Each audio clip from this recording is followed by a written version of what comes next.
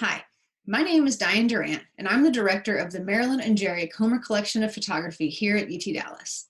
Today, I wanted to share with you some greatest hits from the Comer Collection, as well as give you some, hopefully, interesting background information on how the collection itself came to be.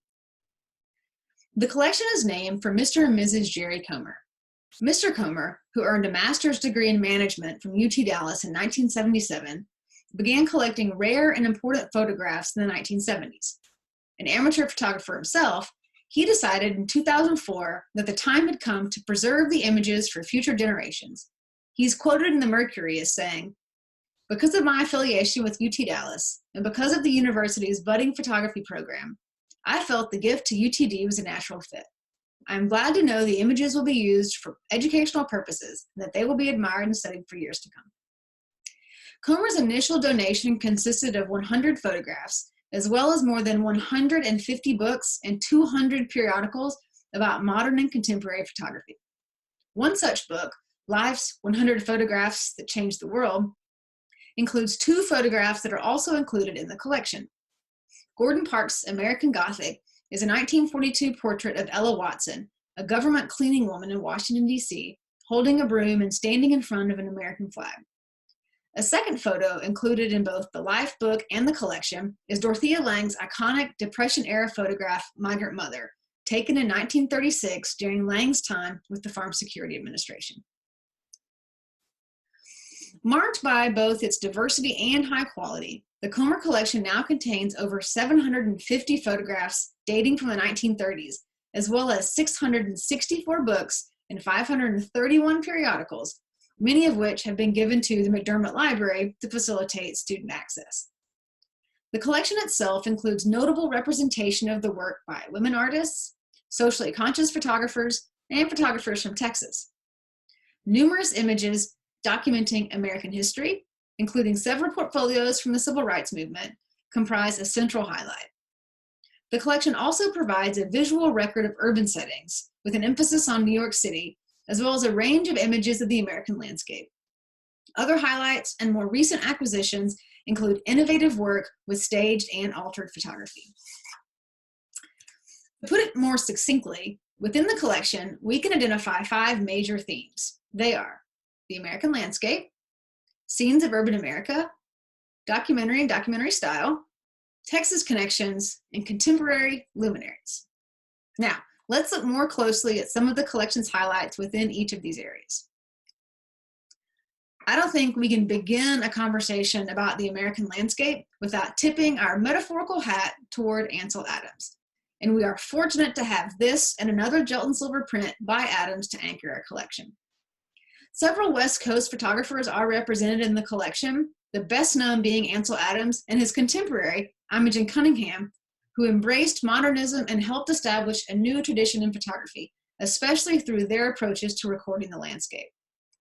Though not one of her landscapes, we do have this beautiful, delicate still life by Cunningham in our collection, depicting eggs in a basket made by Japanese-American artist Ruth Asawa, who was also one of Cunningham's recurring subjects. Mark Klett is known for his desert landscapes of the American Southwest taken from similar vantage points and under similar lighting conditions as 19th century photographs by the likes of Seminole surveyors William Henry Jackson and Timothy O'Sullivan. These photos consider changes in landscape, history, culture, aesthetics, technology, representation, and perception. And this one happens to be taken right here in Texas. Peter Brown is one of the Texas artists represented in the collection, and this image here, Dimmitt Meat Company, was actually first featured in one of our exhibitions in 2008 in a show called Social Scene, which I happen to curate as a PhD candidate here at UTD. I went on to interview Peter Brown for my dissertation too, so I can personally attest to how beneficial it can be for graduate students to work with this collection. Works in the collection also provide a visual record of urban settings with a strong emphasis in New York City.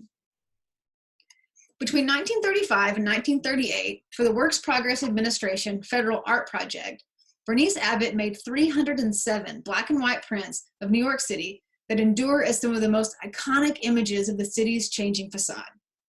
In advance of the 1939 World's Fair, 200 of them were gathered in a publication called Bernice Abbott, Changing New York.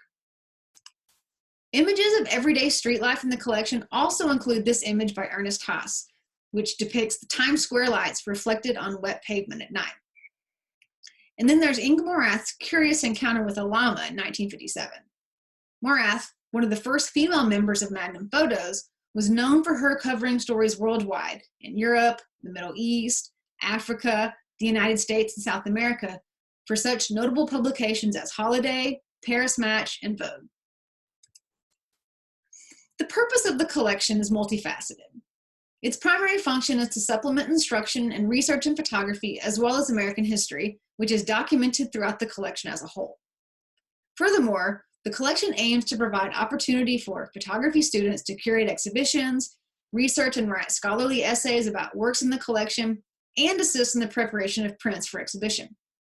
To this end, in 2008, we began to host annual exhibitions curated by graduate students with concentrations ranging from photojournalism and civil rights to landscape, nature, narrative, and portraiture. In 2014, we began hosting an honored photographer to give a public lecture and work directly with photo students through workshops, seminars, and portfolio reviews.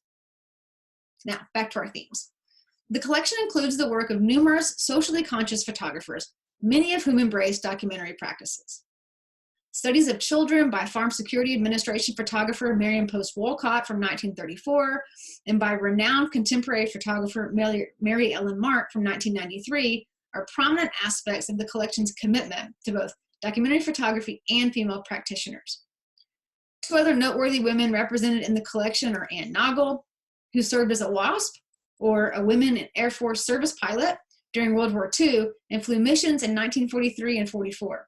After the war, she became a crop duster in the Southwest and flew stunts in an aerial circus. As she developed her skills as a photographer, she developed an interest in documenting the aging process of women, including her own witty and challenging self-portraits, as she calls them. And finally, Nan Golden, whose Ballad of Sexual Dependency consisted of over 700 snapshot-style photographs documenting her life and that of her tribe, which also documented the AIDS crisis of the 70s and 80s, drug use, domestic violence, love, loss, and intimacy, which continues as Golden's most recognizable aesthetic and subject. The documentary theme of the collection also emphasizes the civil rights era, with portfolios containing images by notable civil rights photographer Charles Moore, one of which is seen here, and Matt Herron, who spent 5 days in Alabama documenting the voting rights march from Selma to Montgomery in 1965, recording an event that would change the trajectory of history. As the collection continues to grow, we are faced with unique challenges in terms of proper storage, handling, and conservation of the works, in addition to acquiring photographs that will contribute to our areas of specialization while meeting the diverse needs of our students.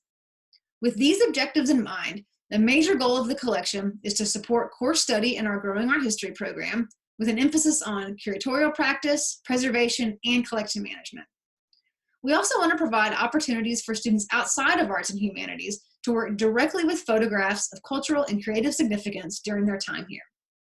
We are currently working to establish a fully searchable online database, which will be made possible through the McDermott Library once complete.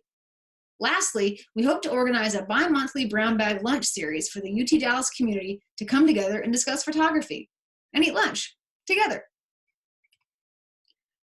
A good many works have been acquired by Mr. Comer through auction houses like Heritage Auctions and organizations such as Lightwork.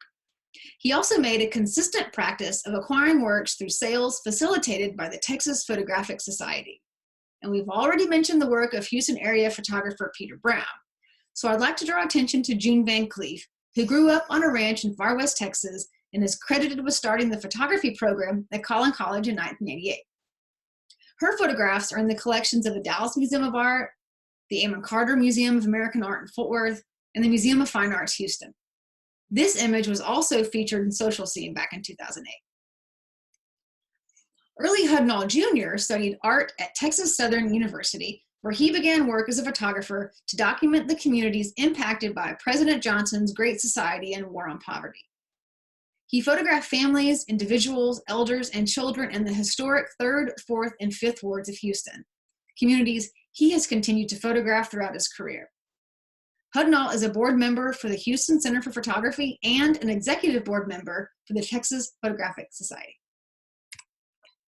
Keith Carter grew up in Beaumont, Texas, and attended Lamar University, where he earned a business administration degree. Today, he teaches photography at Lamar as a Regents professor. Often described as a transcendent realist and a poet of the ordinary, Keith Carter has shown in over 100 solo exhibitions in 13 countries and published 14 monographs. In 2009, he was awarded the Texas Medal of Arts. And finally, I wanted to highlight Susan K. Grant, who joined the faculty at Texas Women's University in Denton in 1981, where she became head of the photography program and taught for over 30 years. Her Night Journeys project examines the perceptual and psychological aspects of the dream state and provides pictorial access to the unconscious, and is the culmination of 7 years of research gathered through REM sleep conducted by the artist in collaboration with UT Southwestern Medical Center Sleep Laboratory. And that's pretty cool. The collection also maintains a commitment to acquiring works by world-renowned artists who are pushing new boundaries in their contributions to the contemporary dialogue. Renee Cox is a Jamaican-born African-American artist, photographer, lecturer, political activist, and curator, known for her provocative photographs and videos that address racism and sexism in society. One of the more controversial artists working today, she often uses her own body, both nude and clothed, to celebrate Black womanhood and criticize a society she often views as racist and sexist. In her newest work, Cox seeks to push the limits of her older work and create new consciousnesses of the body, aiming to unleash the potential of the ordinary and bring it into a new realm of possibilities. Hank Willis Thomas is a conceptual artist working primarily with themes related to perspective, identity, commodity, media, and popular culture.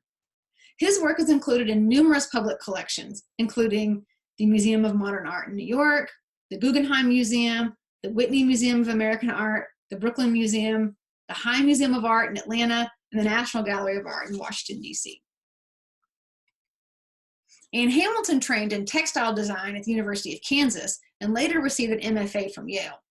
While her degrees in sculpture, textiles and fabric have continued to be an important part of her work, which also includes installations, photographs, videos, performances, and objects. Ann has been the recipient of numerous awards, including the National Medal of the Arts, MacArthur Fellowship, and the Guggenheim Memorial Fellowship. She also represented the United States in the 1991 Sao Paulo Biennale and the 1999 Venice Biennale. Hamilton also serves on the faculty of The Ohio State University and has been there since 2001, where she is also a distinguished university professor in the Department of Art. From self-portraiture to photographs of Black, lesbian, gay, bisexual, transgender, and intersex people living in South Africa, South African artist Zanella Maholi creates work that asserts the presence of South Africa's historically marginalized and discriminated LGBTI community. Both joyful and courageous, Maholi self-identifies as a visual activist, driven by a dedication to owning their voice, identity, and history, and providing space for others in their community to do the same. In 2019, Maholi represented the Republic of South Africa at the Venice Biennale. And finally, I wanted to include the work of native Texan Gay Block. She was going to be our 2020 honored photographer. As a portrait photographer, Gay Block began in 1973 with portraits of her own affluent Jewish community in Houston. Later work included girls at summer camp, retired Jews of Miami's South Beach, and grocery employees in Texas. Her landmark work with writer Malka Drucker, Rescuers, Portraits of Moral Courage in the Holocaust, both a book and a traveling exhibit, has been seen in over 50 venues in the US and abroad, including the Museum of Modern Art in New York in 1992. 8 photographs from her Rescuer series were acquired for this year's Comer Lecture Series and exhibition, Crafting Cultural Hybridity. Crafting Cultural Hybridity is curated by Jessica Engel, PhD candidate in aesthetic studies here at UT Dallas, and also the Comer Collection graduate research assistant. Needless to say, we are lucky to have her. For the last 2 years, Jessica has curated smaller exhibitions that have been on display in the Nebula Gallery in the library, which is a fantastic space, by the way. If you've not seen it, you should check it out. as soon as the library opens up again. The first Comer show that Jessica curated was Take to the Streets, Photography's Comment on Social Order. About the exhibition, she writes, "In a somewhat cyclical methodology, city streets are often the best places to witness the cause and effect of the human experience. It is a place used for commute, to gather in protest or celebration, to socialize, to relax, to consume, and unfortunately, where many individuals live. As Langston Hughes noted, anyone can photograph these people, but very few photographers can make a comment upon the social order that creates their lives." The photographs in this exhibition display more than simply figures in a setting, but also the social behaviors and constructs that shape all individuals. The second exhibition of Comer Collection photographs installed in the Nebula Gallery was Echoes of History, which also featured an artist talk by Janine Michna-Bales. In Jessica's curatorial statement, she writes, "The collective memory of historic events is often inextricably linked with the place of its occurrence." In this exhibition, photographers Noel Clark, Janine Michna-Bales, and Kim Stringfellow explore how the Civil War, the Underground Railroad, and the Works Progress Administration altered the U.S. landscape and are indelibly imprinted on the land. Now, where was I? Crafting cultural hybridity. About this exhibition, Jessica writes, "As theorized by Homi Bhabha, photographs can create a bridge between the subject of a photograph and the viewer through what he calls blind spots.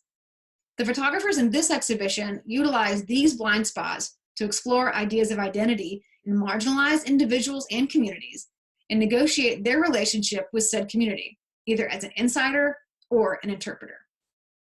Though the exhibition has been postponed, Crafting Cultural Hybridity is expected to be on view during the 2020-21 academic year at the Spin Gallery, although the exact date is yet to be determined. Gay Block will make her trip to campus and speak on her newest book, About Love, as well as her Rescuers project. We are fortunate to host an honored photographer each year, a tradition which began in 2014 when the decision was made to invite an artist with work in the collection to come to campus, have their work featured in the annual exhibition curated by Arts and Humanities students, and give some sort of presentation. And thus was born the Comer Lecture Series. Every year since 2014, we have had the pleasure of hosting a photographer, acquiring more of their work, and interacting with them on campus during their visit, which has included a public lecture and formal reception.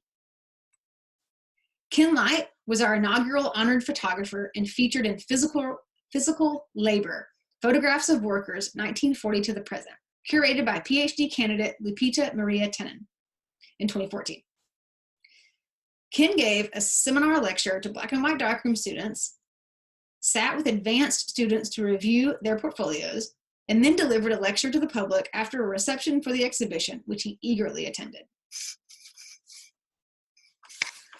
Lucas Foglio was our second honored photographer and featured in Of Nature, curated by Twyla Bloxam. This exhibition was on display in the Edith O'Donnell Arts and Technology Building. Lucas sat with advanced students for an afternoon group portfolio review and delivered a public lecture about his work after a reception for the exhibition, which he also attended. Kim Stringfellow visited in 2016 in conjunction with the exhibition American Landscape and the American Dream, curated by MA candidate Devin Goday, which was held in the Edith O'Donnell Arts and Technology Building. 8 prints from Stringfellow's Greetings from the Salton Sea and Jackrabbit Homestead series were purchased for the exhibition, as well as the artist's book, 26 Abandoned Jackrabbit Homesteads. During her time here, Kim led a discussion with advanced students working with book arts in our image text class, held one-on-one portfolio reviews, and gave a public presentation on her work. Kelly Anderson Staley visited UTD as our honored photographer in 2017, leading a masterclass and workshop on the tintype process with advanced students who were able to sit for and develop their own images. Kelly took the originals home to Houston with her, scanned them, and sent high-res digital files back to the students. 3 of Kelly's unique wet plate collodion tintypes were purchased in conjunction with the exhibition Binary Consciousness, curated by UTD alumnus Dr. Gerard Poulit, which was on display in the lobby of the University Theater. We hosted Sig Harvey in conjunction with Memory, Mystery, Magic, and Make-Believe, curated by PhD candidate Anna Fritzl in 2018. This exhibition was also on display in the University Theater Gallery. During her time at UTD, Sig met with advanced photography students for portfolio reviews and gave a public lecture on her work and process as it relates to ideas of memory. Pages from her deconstructed artist book, Running Towards Us, were also displayed for the exhibition. This work here, Glacier Sky, Back to Back, and several others, including a steel-framed sculptural piece with sea prints and concrete commissioned by Mr. Comer and weighing in at almost 70 pounds, were purchased and included in Representation and Presentation in Photography, curated by PhD candidate Francesca Brunetti. This exhibition marked the first time the Comer collection would be on display in the university's new Spin Gallery. Latha presented a public lecture on her work and sat with advanced photography students for portfolio reviews during her time at UTD. She also spoke to our contemporary practices class about her creative process. And though we will not be hosting Gay Block this spring as our 2020 honored photographer, we do hope to bring her back next year so our Comer lecture series can continue and the exhibition, Crafting Cultural Hybridity, can be properly viewed. So please stay tuned. And thank you so much for joining me here today. For more information, you can visit utdallas.edu/ah/Comer. For general inquiries or to make an appointment to view the collection for research purposes, once we're no longer required to keep our social distance, of course, please contact us at comercollection@utdallas.edu. Lastly, if you would like to join our mailing list, you can also email us at this address with mailing list in the subject line. Thank you again, and I hope you enjoyed this glimpse into our beloved Comer collection of photography.